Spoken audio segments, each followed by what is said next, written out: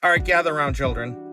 When I started this, I started talking about history that we knew about, things you could find in a history book.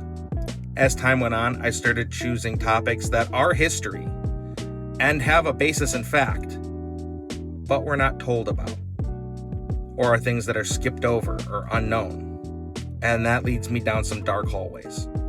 This is one of those dark hallways.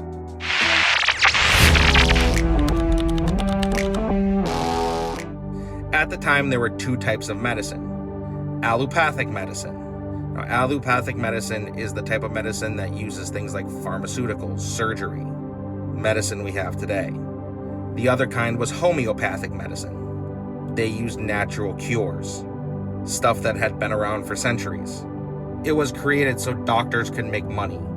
Actually, back then, the Journal of an AMA had a statement, and I quote, "The growth of medical practices needs to be stemmed if members are to find the practice of medicine lucrative."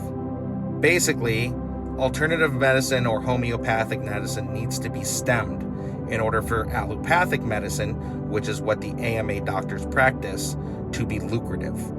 After this, medical schools were forced to eliminate any courses that involved homeopathic medicine in favor of things that were scientific in allopathic medicine. This led to a significant drop in medical schools.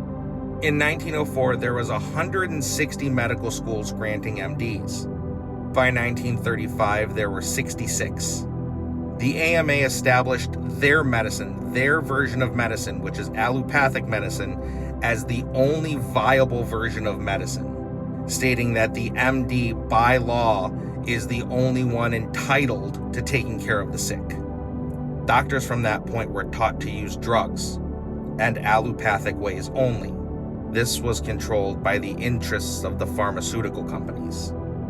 And this leads me to this gem. You see, the FDA was formed in 1906, but it wasn't until 1962 that drug companies actually had to prove that their medications worked and was safe.